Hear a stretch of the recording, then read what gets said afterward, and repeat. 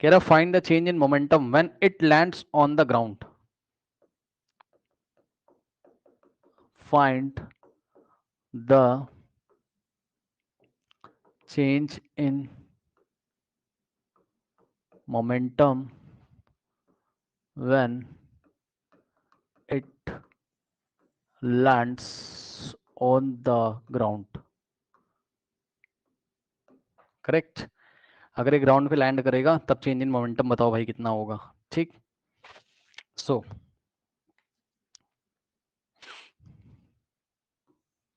ये ऐसा, ये ऐसा, u थीटा, ये आ जाएगा ux बराबर कितना आएगा, u cos थीटा। ठीक। uy बराबर कितना आएगा बच्चों यहाँ से, u साइन थीटा, और ग्राउंड पे जब लैंड करेगा यहाँ पे, ठीक, तो वेलोसिटी का जो x कंपोनेंट है फाइनल वेलोसिटी का वो तो u cos थीटा ही हो जाएगा, और y कंपोनेंट जो होगा आपका, ठीक है, vy, वो होगा तो इसी के इक्वल, आपको पता है u साइन थीटा के इक्वल, लेकिन नेगेटिव डायरेक्शन में होगा। ठीक। और यहाँ से वेलोसिटी कितनी हो जाएगी, जितने से गया था उतने से u। ठीक। सो यहाँ से क्या आ जाएगा, अब देखिए, change in momentum vector is given by m v final minus v initial का, और v इनिशियल बना लो। इनिशियल वेलोसिटी का वेक्टर कैसे बनेगा बताओ, ux i cap plus uy j cap. ठीक। ux कितना है तुम्हारा, u cos theta, i cap, uy कितना है, u sin theta, j cap, v final कैसे बनेगा तुम्हारा, फाइनल वेलोसिटी का x component i cap plus final velocity का y component j cap. Final velocity का x कंपोनेंट कितना है, u cos theta, u cos theta i cap, और j होगा माइनस में, क्योंकि फाइनल वेलोसिटी का y कंपोनेंट इधर आएगा, minus u sin theta j cap. ये हो गई तुम्हारी फाइनल वेलोसिटी, लाके यहाँ रख दो, आंसर आ जाएगा।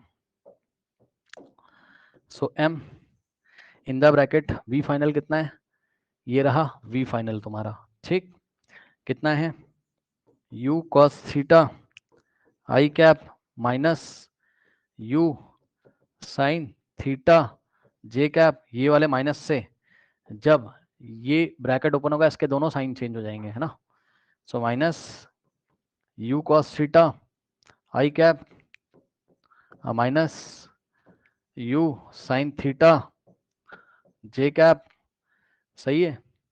नाउ u cos थीटा से u cos थीटा गया, माइनस माइनस क्या हो जाएगा, प्लस, तो यहाँ से क्या आ जाएगा, delta p is equals to, minus minus plus sign लगेगा माइनस का, minus 2 u sine theta j cap. ठीक। तो टोटल मोमेंटम में इतना चेंज हुआ, मास में भूल गया हूँ, मास आगे लिख दो, है ना, मास आप लिख दो -2, मास से भी तो मल्टीप्लाई, मास भी तो बचा है, -2 mu sign theta j cap. अब सीधी साफ बात है, देखो एक्स एक्सिस के लॉन्ग कोई भी मोमेंटम में चेंज नहीं होगी, वेलोसिटी में ही चेंज नहीं हुआ, चेक कर लो, यू cos थीटा पहले भी थी और अभी भी है, और डायरेक्शन भी सेम है, लेकिन वर्टिकल डायरेक्शन में पहले वेलोसिटी कितनी थी इनिशियली, यू साइन थीटा, और फाइनली क्या होगी, यू साइन थीटा, लेकिन डायरेक्शन चेंज हो गई, इसलिए वेलोसिटी चेंज हो गई, मतलब स्पीड तो सेम है लेकिन वेलोसिटी की डायरेक्शन चेंज हो गई। चेक कर लो, हॉरिजॉन्टल में डायरेक्शन भी सेम है, यू cos थीटा और यू cos थीटा, और मैग्नीट्यूड भी सेम है, इसलिए हॉरिजॉन्टल में कोई भी चेंज इन मोमेंटम नहीं आया, आई कैप वाला कोई टर्म नहीं आया। ठीक। लेकिन वर्टिकली पहले वेलोसिटी थी ऐसे और बाद में हो गई ऐसे, यानी कि वेलोसिटी में मैग्नीट्यूड में तो चेंज नहीं आया वर्टिकल वाले में, यू साइन थीटा, लेकिन डायरेक्शन अलग है, तो डायरेक्शन अलग हो है तो भाई वेलोसिटी अलग है, इसका मतलब चेंज इन मोमेंटम आएगा वर्टिकल में ओनली। तो चेंज इन मोमेंटम वर्टिकल में आया कितना, 2 mu साइन थीटा, और माइनस क्या बता रहा है वो, चेंज कौन से डायरेक्शन में है, माइनस j कैप में। ठीक है, मतलब y एक्सेस के नेगेटिव डायरेक्शन में। ठीक। ये चीज हो गई। अब अगर इसी सवाल को आपको डायरेक्ट करना होता, डायरेक्ट फॉर्मूला, अगर चेंज इन मोमेंटम का डायरेक्ट फॉर्मूला यदि आपको याद है, क्या था, चेंज इन मोमेंटम वेक्टर का direct formula minus M G T J cap. ठीक है ना, यही आया था ना। ठीक। तो यहां से हो जाएगा क्या, माइनस एम जी, और टाइम कितना रखोगे, टाइम यहां से यहां तक का टोटल टाइम ऑफ फ्लाइट हो जाएगा इस बार, जो कि होता था आपका क्या, टोटल टाइम ऑफ फ्लाइट, ये जो टाइम होता था आपका 2u sine theta by g, j cap ऐसे ही रहेगा, जी से जी कट जाता है, सो यहां से आ जाएगा -2 mu साइन थीटा जे कैप, करेक्ट। तो -2mu साइन थीटा जे कैप, करेक्ट। यही आया था, हाँ यही आया। फॉर्मूले से कर लो चाहे ऐसे कर लो, अब फॉर्मूला याद नहीं रहता इसलिए ऐसे है ना। अब सुनो, मान लो ये फोर्स पूछ लिया आपसे, मान लो ये क्या पूछ लिया, फोर्स पूछ लिया। फोर्स का डेफिनेशन क्या होता है, rate of change of momentum. मान लो यहीं पर आपसे फोर्स वेक्टर पूछ लिया, तो फोर्स क्या होता है, rate of change of momentum, यानी कि delta P by delta T. So इसको ऐसे भी लिख सकते हो, डेल्टा पी बाय जितना भी टाइम में चेंज आया हो, यानी कि जितना भी टाइम लगाओ। अब डेल्टा पी कितना है, -2mu sine theta J cap divided by time हो गया टी, ठीक है ना। क्या दिक्कत है, और टाइम टी की वैल्यू रख दो टाइम ऑफ फ्लाइट के equal, so -2mu sine theta J cap divided by time कितना है, टाइम ऑफ फ्लाइट है, और टाइम ऑफ फ्लाइट कितना होता है। डायरेक्ट फॉर्मूला में टाइम का वैल्यू कैसे लगेगा, मतलब समझा नहीं मैं, टाइम का वैल्यू कैसे लगेगा डायरेक्ट फॉर्मूला में, क्यों, डायरेक्ट फॉर्मूला क्या है, -mgt जे कैप है ना। सो ये जो बेटा, ये जो डायरेक्ट फॉर्मूला निकाल के लाए हो, क्यों नहीं लगेगा इसमें टाइम का फॉर्मूला डायरेक्ट। टाइम जितना दिया उतना रख दो इस क्वेश्चन में। सो टाइम कितना दिया था उसने, टाइम ऑफ फ्लाइट दिया था, तो टाइम ऑफ फ्लाइट कितना होता है, टी बराबर 2u साइन थीटा बाई जी तो होता है, तो मैंने लगा दिया, तो आंसर तो ही आ रहा है, क्या दिक्कत है बताइए।